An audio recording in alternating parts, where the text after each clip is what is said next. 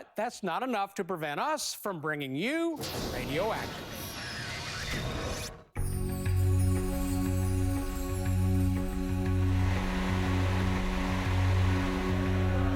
We're at Bristol. It can rain, it can snow. I really don't care. I'm just happy to be at Bristol, and we're going to get the race in today, and it'll quit raining. All right, fellas. Didn't think I'd be saying let's get ready to go racing here today, but man, I'm glad we are. It's going to be a nice long one here. It's going to be a battle all day. This track's going to change a ton. Everybody's patience is going to get tested. You know, the way I look at it is we're probably not going to be the first one up there, but we're certainly going to get up there when we can. As we come to green flag at Bristol, Tennessee. We just had to fight like dogs there that first few laps. Might be the fastest I've ever been around here. The f was that down here at the backstretch? Just something out of nowhere just blew up in front of us, like rubber, toilet paper, and all kinds of stuff. It looked like somebody threw a bomb over the track. Like a little block of wood or something kind of tough. I think it's a NASCAR pinata. I think it's decal on the wall. That had electric wires coming out of the yellow. That would be somebody's battery pack from their car, and they hit it. One of the battery cells exploded, pieces everywhere. Tires down, right front. Rain is very close. Some raindrops up here. Starting to feel a little raindrops up here. Starting to get a few little drops up top here. We're getting pretty good drops up here, Kurt. Caution's out, guys, caution's out. 3 hours, 19 minutes of red flag, but the Air Titan and jet dryers have done their job. This has officially turned into a Bristol night race. All right, man, right back to where we left off here. Good smooth start, get back in rhythm. You know how crazy it's going to be here. We're going to be aggressive, though. And I don't know what that 14 did, but boy, they came alive right there. Got one in the fence up here. Watch your back. We just got killed in the rear, guys. Be ready here. No, it should be okay. If I got hit real hard, square in the back. 20 got rode up and got hit in the ass by the 33. Rolling roadblock. Be patient. Sam needs to remember what team she's on. I know, buddy. What the hell is the cop doing? Dale swerving at me? Well, why is this mind his own business? Calm the hell down is what they need to do. Shut the hell up. Big, small. Right front of you. Go low. Shit, he just blew up right in front of me. Sorry, guys. Stop. Get the hell out of there. Easy with it up there now. Keep that right side clean. You're driving away. 2 to go. 2 yellows out. Yellow light here. Keep going. They're not waving the yellow flag. Now they're waving it. Slow down. What's it for? Dude, I don't see nothing. Oh, the flagger didn't wave it. The radio didn't call it either. The radio, race control didn't call it. Flagman didn't throw it. Just all of a sudden, the yellow lights come on. The light was clearly on, but you never said anything to me. So I'm just wondering where the discrepancy is. The reason none of us said anything is because NASCAR never said nothing. They just put the lights on. It's raining. Big raindrops. All right, yellow and checker this time, I believe. You be careful. It's wet out there if I think you're going to do what I think you're going to do. Ooh, awesome, guys. Way to go. 1, 2, 3, boards. Awesome for Carl Edwards. Perhaps the rest of the field, not so much. Jeff Anderson. Easy, check up, caution. Whoa! I think something broke. Something's all over the place back there. Several of us hit something. What did we hit? I mean, seriously, it looks like there's toilet paper out here. All that white paper we see there, where did that come from? Just something out of nowhere just blew up in front of us, like toilet paper and all kinds of stuff. There's all that. I don't know. This looks like a fraternity stunt. Looks like toilet paper everywhere. I think it's decal on the wall. I think it's a NASCAR pinata. Whatever it was I hit was yellow. Looks like a big roll of saran wrap. The battery. Somebody's battery fell out. Well, the mystery of the battery that exited the 23 car of Alex Bowman during Sunday's race has a lot of people scratching their heads, including Matt Clark and Booty Barker. Here's today's teardown. Booty, today we're talking bumpers and battery covers. First, the rear bumper of the 20 car hammered by the 33 of Timmy Hill. Sent the 20 car to the back as they repaired it. Do you think that damage allowed the 20 car the ability to pick its way through the field and get back up front again? No. You don't think no added downforce? No, man. Look, it may have knocked the spoiler up a little bit, but they are so big now, we run the back of the cars down on purpose, for CG purposes, center of gravity, and drag. The rear quarter panels got flared out. Probably lost some side force there, didn't gain any. We already have the bumpers scalloped out because of the rules to evacuate air for downforce. It didn't help him. The man was good before, he was good after. All right, well then let's talk batteries here. We have a battery here on the table. We saw the 23 car of Alex Bowman lose a battery on the track. First of all, how does a battery just fall out of a car? It usually doesn't, Matt. You have a battery cover to the battery box, and it's secured, taped up and everything else. I've never seen one fall out that way. Okay, our man DW on the broadcast said that it was toilet paper used to pack the battery box to prevent vibration and rattling. What do you think? Larry McReynolds should have never let Darryl say that. I hold my man Larry responsible. Oh, okay, holding Larry responsible, but what type of items do we use to make that in the battery box? A fire-resistant foam, anything lightweight that's fire-resistant that's approved by NASCAR to secure the battery and make sure it doesn't move, but it ain't no toilet paper. All right, so what did we see in the debris field? I don't know what it was. All right, how about this? I did my homework. It was called absorbent glass mat, AGM, little fiberglass used as a component in this battery. When the car ran over it, it broke apart. That's what we saw hanging off the rear of the car, off the fences, in the debris field. How about that? I did my homework tonight. If you say so, I believe you. We boys. Me and Ham are boys, too. All right, now, Jeff, when that happened, I was listening to the 48 team on the scanner, and Chad now said it looks like somebody threw a trash can on the track. But you, being the investigative reporter that you are, you have gone next level. You have investigated as well. Yeah, just like Matt, I went to try to find out exactly what did happen. So I called the folks up at BK Racing, talked to our buddy Doug Richard up there, and he said, no, we had no toilet paper, and he is a lot like us. It is the internal component of that battery when it got hit, that wrapping inside there is what went all over the racetrack. And the main question I asked him was, why did it come out? And he explained to me that the way they used were quick release pins, so that if they needed to swap the battery real quick, they could. That procedure has now been given up on. They've gone back to bolting and nutting again to make sure it does not fall out at the next race. Now, getting to the first part of the tear down, when that happened, when the 20 car got hit, I heard one driver on the radio said that 20 car is getting ready to haul the mail. Only he didn't say mail. No, but he did do that. And much as I love Booty, I'm going to disagree with you just a little bit there, Booty, because I saw that back in that car come up a little bit. It's all about forward bite, and he was definitely coming off the corners after he got ran over. So it didn't hurt that car at all. Anything, I think it helped it just a little bit. Not that Matt needs a lot of help at Bristol, but it did help him. All right, Jeff. Well, Kyle Busch took the win. With the win in Daytona, our Marty Snyder caught up with the duo as they finally had a chance to ring in their victory. Well, if you were here to celebrate the Daytona 500 win with these guys, you got to ring the bell and you got to get a T-shirt and a sticker. Not bad, but I'm assuming, Junior, since it was the Daytona 500 win you were celebrating and it was a month later, you probably gave an extra tug on that bell today, didn't you? Well, I remember when we won the race and we went into the media center, I was talking about ringing the bell and how excited I was going to be, and I was just going to ring it as hard as I could. And so I remembered that when I got down there to ring it for the first time here in front of the employees. And it's just fun to be able to do that and share a moment together where we all celebrate the victory. Yeah, Steve, it is good, as Junior mentions, to celebrate something like that with all the entire company. And you guys went around the entire company, didn't you? Yeah, no, I mean, it's the best part of winning, in my mind, is celebrating with your teammates. You know, and you get that moment at the racetrack when they jump off pit wall and you go to victory lane, but it takes so many people to make it happen.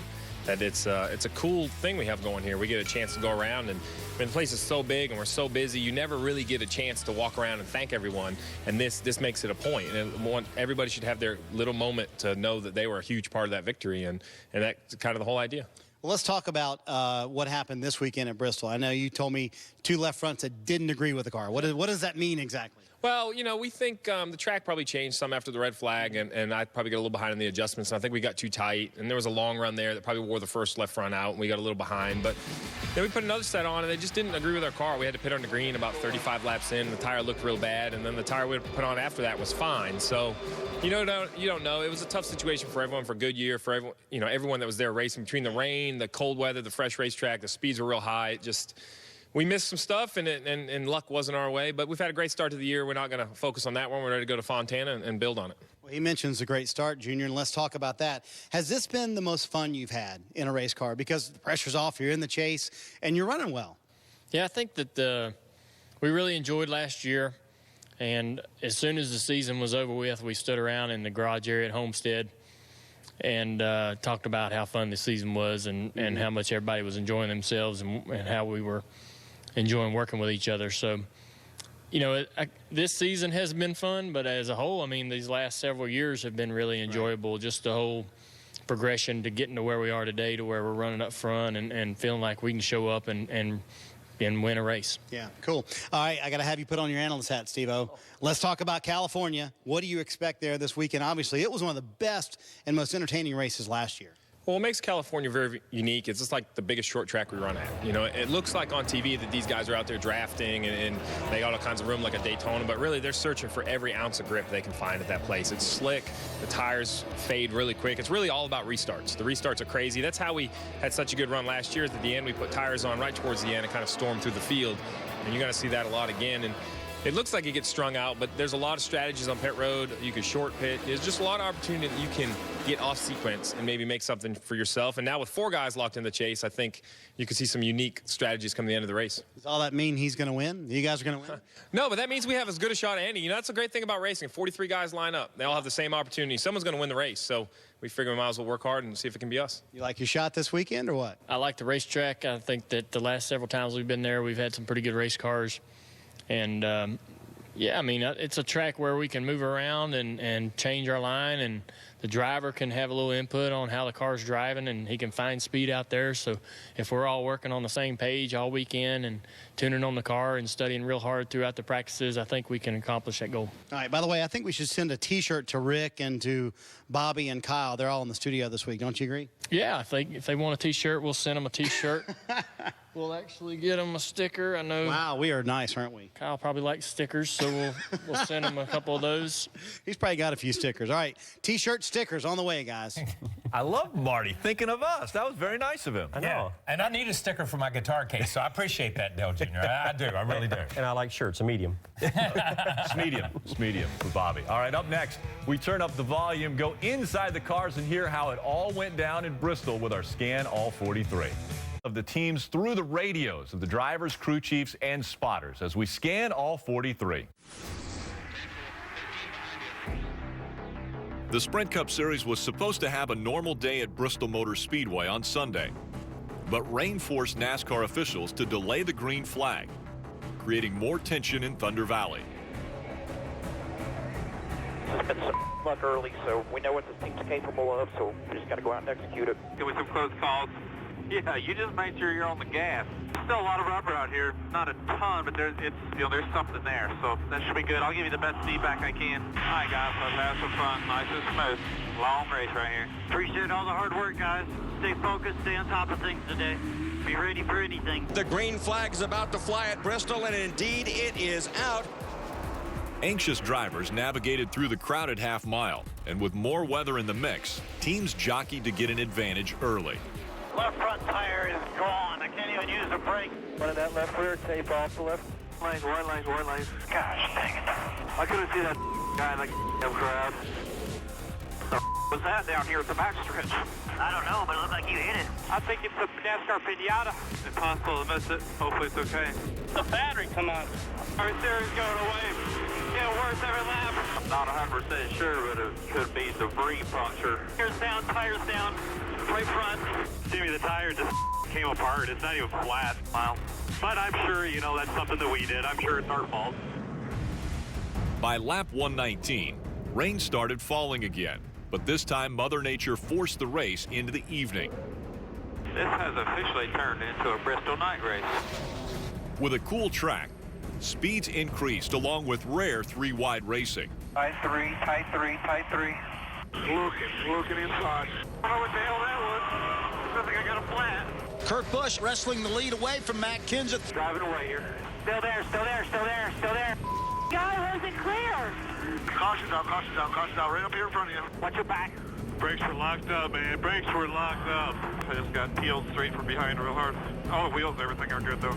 Man, everybody just stopped. Carl Edwards making it interesting. He's been able to make some passes on the inside. Stay smart now, focus. Oh, trouble! Kyle Busch spins out of turn 4. That's right away. Why can't we finish the race? This should be interesting. Multiple strategies. No stop, no tires, 2 tires. The race leader, Carl Edwards, on none. 4 cars showing a lot of smoke up there in your lane. Go low, go low. Sorry, guys. I should have seen that coming. Stop so they can get the equipment to you, please. Looking good for what's behind you. Feeling good. Staying out. Stay out. No one had anything for you there that round. You had it covered. Go down and tell those 15 guys I'm sorry. I got sideways and then caught. Just a handful. What, she trying to John Force it out of the box or something? I don't know. That ain't got nothing to do with turning right. 39 laps to go. Carl Edwards gets a hot start. 2 to go. 2 yellows out. Yellow light here. Keep going, keep going, keep going. They're not waving the yellow flag. Now they're waving it. Slow down, slow down, slow down. Oh, the flagger didn't wave it. The radio didn't call it either. What's it for? Dude, I don't see nothing. There's nothing out here. What's the caution for? No idea. NASCAR never said nothing. I think the lights came on and they just felt obligated to throw it. It'll be just fine. I'll be happy to do another restart. Don't forget you're the boss. Nobody knows what the yellow's for. It's raining. Yeah, it's raining like hell. Caution car to Dallas. We lost it. Show them the yellow and the checker. Yellow and checker this time, I believe. 4 races, 4 different faces in victory lane, and Carl Edwards will be the winner. Ooh, awesome, guys. Way to go. So unique to NASCAR, you get to listen in as all the players are talking about what takes place both on and off the track. Now, I want to dive a little deeper into the races of 2 particular drivers, and let's start with our future Hall of Famer, Jeff Gordon. Yes, Jeff Gordon at Bristol. I'm telling you, this guy, first time in his entire career, hard to believe, he started the year 4 races in a row with 4 top 10 finishes. Has never done that. With everything he's done, has never done that, which is a personal best. Here on pit road, you might be able to run 3 wide on the racetrack. You can't run 3 wide on pit road. He gets into David Reagan, a little bit of damage. Crew did a great job of adjusting the fender, getting it off, getting the downforce back in the car. He ran with Denny Hamlin and his teammate, Casey Kane, all night long. That's where they ended up, same place. Bobby, let's go from Jeff Gordon to the youngest driver in this top 10. That's the 42 of Kyle Larson. Yeah, that's right. You know, I've looked at Kyle all season long. He started off last year running a few Cup races, and I think this was his first top 10 of the year. But he's been competitive all season long. He had a little trouble at Daytona, but for his first year in the series, he's driving for Chip Ganassi, a great race team, a great organization. But, you know, he don't have to worry about last year's setups. It's just this year. So he's really not having to concentrate on changing setups and having to understand the track and what the setups are going to mean to him. He just goes out there and runs fast all the time. 2 impressive performances out of 2 of the drivers in our top 10. Well, short track action didn't disappoint this weekend, and neither does the short track action around the... Welcome back to Crowd Goes Wild, where Michael Costa is still crying. NFL playoff expansion could happen as soon as 2024. See what you get? As 2015. Yeah. There Too we much go. green beer. The most likely change to the postseason would add 2 teams, leaving just 1 team in each conference with a not if. Jason, is this a huge mistake or not? No. Yes. Not a mistake. I mean, I'm looking forward to seeing it in 20 blah, blah, blah, blah, myself. You know, this is inevitable. The NFL wants to expand the season. They were trying to get...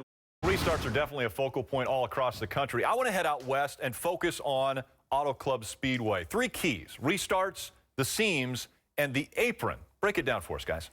Insane, critical, aggressive. We heard those drivers use all those words to describe restarts. You can't get out of line, NASCAR rule, on a restart until you pass the start-finish line. Then we see at Auto Club, they spread out 5, 6, 7 wide. You've got to make something happen on a restart. You've got to get a position. You've got to gain as much as possible. We see Tony Stewart here. He makes a move on Joey Logano.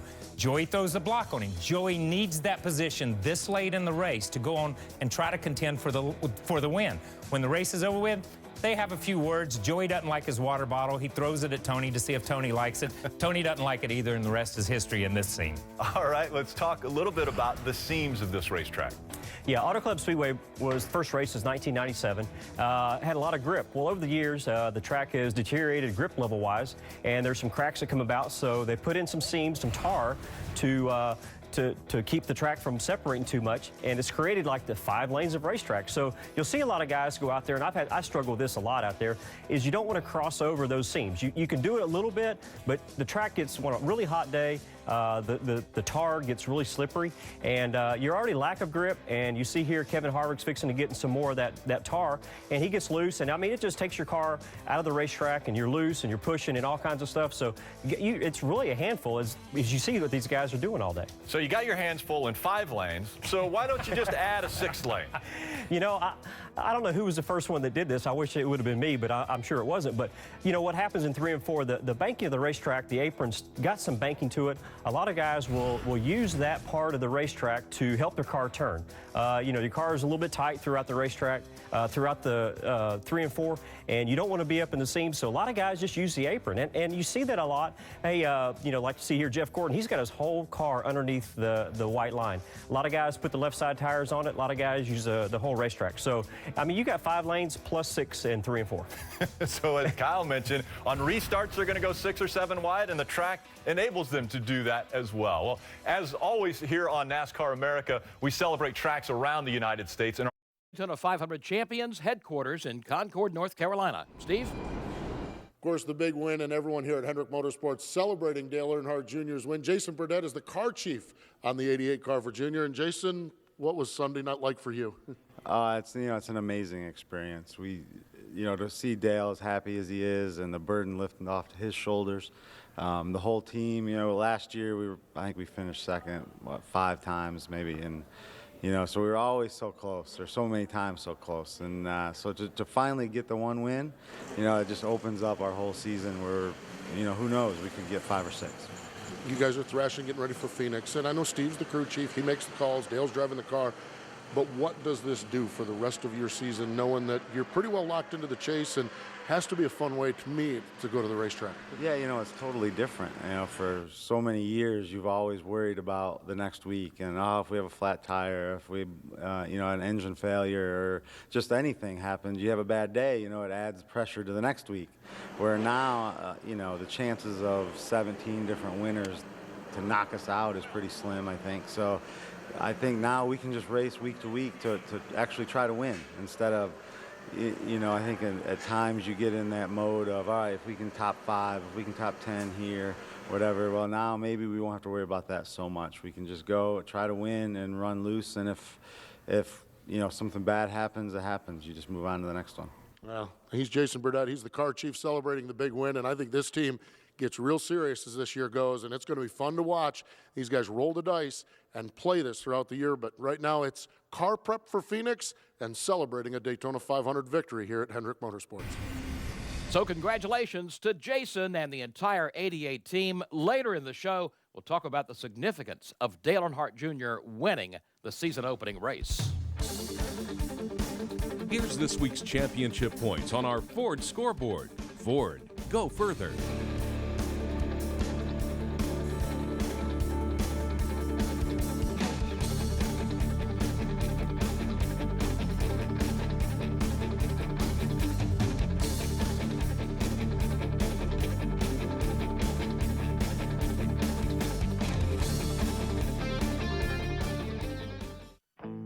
Challenging. So you've got these somewhat long straightaways for a short track, and then you've got the extremely tight corners. We're going to talk about that in just a moment. We're going to talk about this elongated U-shaped pit road, and of course the restarts are always a feature point. But let's talk about the track itself, the straights and the corners. Is that a nice blend? Yeah, it is. I mean, we talk about rolling through the center of these corners on the short tracks, and Martinsville is no different. As you can see the 18 working on the 48, you want to be able to get through that center of the corner so you can drive straight off